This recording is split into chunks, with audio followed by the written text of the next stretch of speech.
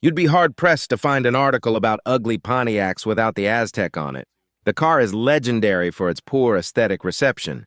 But is it possible that the maligned Aztec was simply ahead of its time? Many of the most beautiful cars in the world look like $1,000,000 while performing like a dirty penny. Pontiac flipped the form-over-function formula on its head when it debuted the Aztec for the 2001 model year. The Aztec caught enormous flack from its introduction at the Detroit Auto Show. Its chunky, plastic-clad design evoked a minivan and military vehicle crossover. Gray cladding, a short hood, oddly shaped rear windows, and a sloping snout for a front end made it appear like some wild creature snuffling through the undergrowth of some distant jungle. The Aztec's designer, Tom Peters, told Motor Trend back in 2014 that the vehicle was born from asking, "What would happen if we put a Camaro and an S10 in a blender?" It's an odd question, and an odder vehicle. However, it often goes unmentioned that the Aztec was an early progenitor of one of the most popular vehicle classes today, the crossover SUV. SUVs were nothing new in 2001. The vehicle genre had been knocking around arguably since Willys sent its first Jeeps to the U.S. Army. But what the Aztec brought to the table with its mix of minivan, hatchback, and SUV was one of the earliest crossovers to hit the market. The 1980s were dark days for the car world.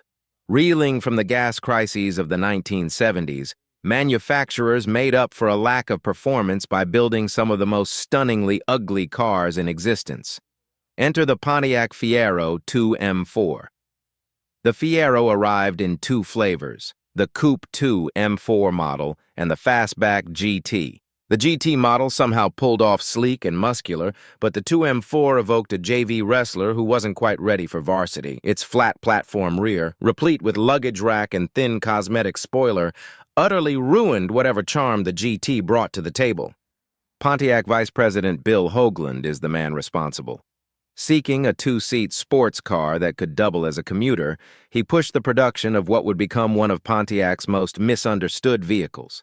Pontiac offered a pair of transverse engines mounted and crammed into a tiny compartment that all but eliminated an amateur's ability to do virtually anything to the engine without pulling it. Perhaps worse, the 2.5-liter base four-cylinder made only 98 horsepower, though a 2.6-liter V6 upgrade brought that number up to the 140 horsepower range.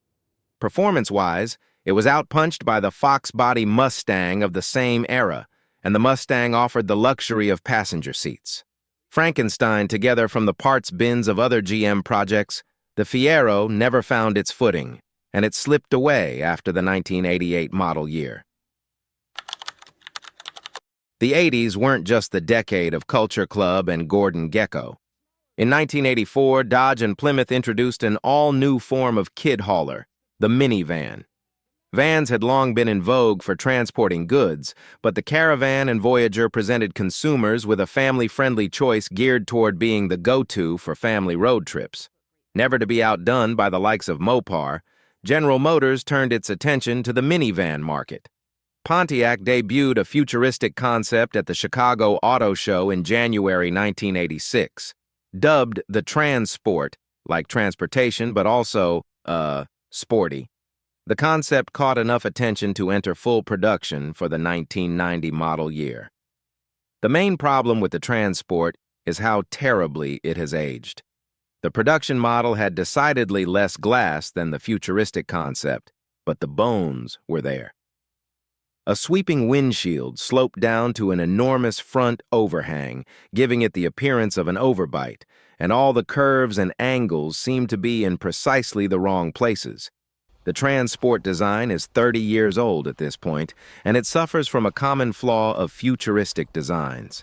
Today it looks far more like something from the 80s than anything we'd call timeless.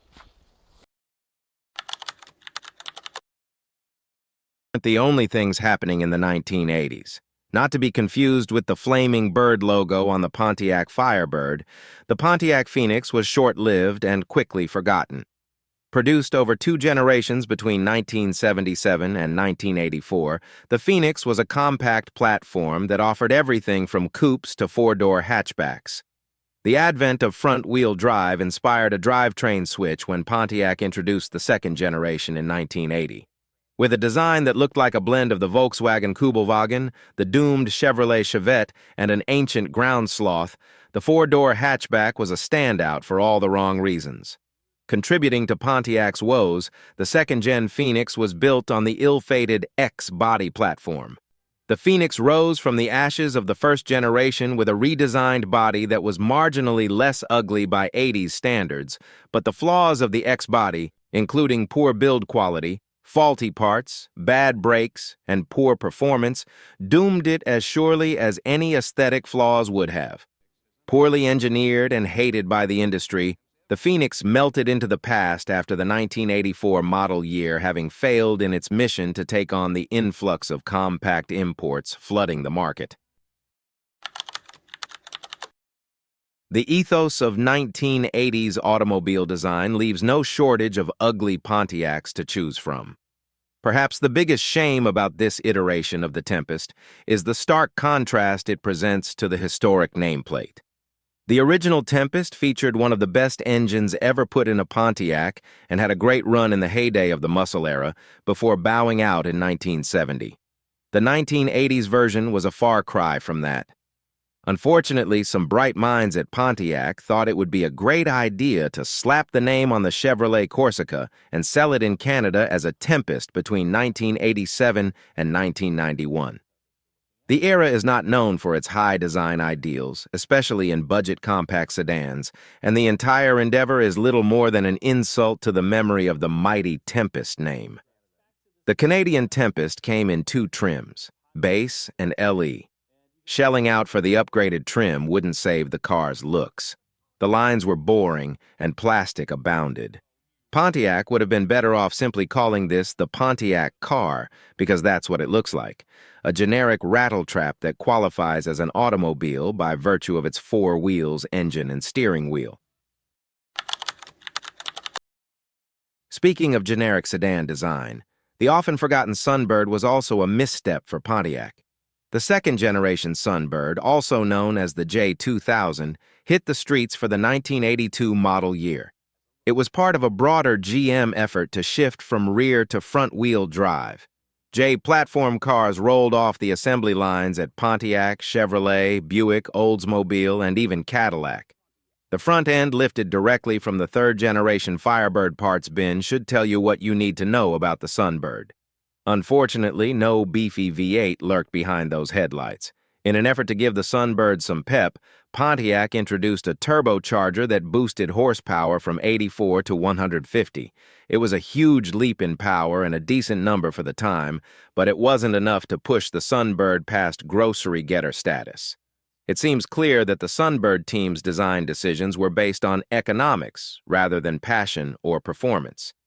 The 1985 model arrived largely unchanged and carried its legacy of chunky and awkward design until it ceased production in 1994. The Sunbird also made attempts to be sporty, offering a coupe and a ragtop version. These efforts to inject some excitement into the Sunbird's design are commendable, but unfortunately, they were not enough to salvage its uninspired appearance.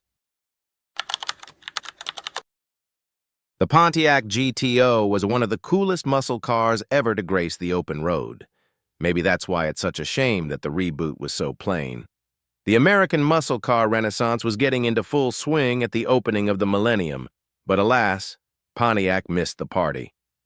In the early aughts, the beleaguered General Motors brand was on the verge of getting the axe. But as it hurtled toward annihilation, Pontiac spat out a last-gasp GTO that looked more like a sixth-generation Grand Prix than anything else, unless you're familiar with the Holden Monaro. Between 1968 and 1977, the Monaro captured the attention of the Australian market in 2- and 4-door iterations. When Holden decided to resurrect it after an enthusiastic reception to a concept at the 1998 Sydney Motor Show, auto executive legend Bob Lutz saw an opportunity. Pontiac glommed onto the Monaro. The performance side was hunky-dory, an available 350-horsepower 5.7-liter LS1 V8 later, upgraded to a 400-horsepower 6.0-liter LS2 V8, gave it plenty of punch. That was a ton of power for the 2003 to 2006 era. Yet something was lacking. A name like GTO deserved its own design team with a look to the past. Slapping a V8 into someone else's car wasn't a formula that would pique the interest of GTO enthusiasts. It's not that the new GTO was ugly per se, it just deserved better. Automakers' attempts to retain the characteristics of the muscle glory days and the fuel crunch of the late 1970s created some awkward cars, though you can almost see the lineage Pontiac was chasing with the Astra. It retains some of the attributes of the Camaros and Firebirds of the time, but it's far more apparent that this car shared blood with the hated Chevy Vega. The Vega/Astra design took root after Ralph Nader's infamous book, Unsafe at Any Speed, helped murder the Chevrolet Corvair. GM needed a new compact and turned to its advanced Chevrolet design studio. The original sketches show a speedier-looking take on a European-inspired design. Alas, what ultimately hit the market in 1970 lacked much of the sleek charm of the sketches. Pontiac took the Vega, renamed it the Astra, and shoved it onto the Canadian market in 1973. It was a bare-bones, Spartan subcompact that rusted out just as quickly as its Chevrolet equivalent. Unfortunately, that was the only thing the Astra did quickly. Underwhelming 2.3 and 2.5-liter inline four-cylinders managed to move the ugly little coupe around. Those were thirsty days for those accustomed to drinking from the hose that was the muscle car revolution in the late 1960s and early 1970s. Not content to subject only Canadians to the miserable eyesore that was the Astra, Pontiac brought it to the American market in 1975. Mercifully, the Astra died an early death in 1977. Few examples remain, blissfully saving us from accidentally looking at it on the street. Well, there you have it. 8 of the worst-looking Pontiacs ever made. What Pontiac do you think should be added to the list? Comment down below and let's discuss. Also, don't forget to hit that subscribe and like button to keep you updated on our future uploads. Until then, I'll catch you on the next one.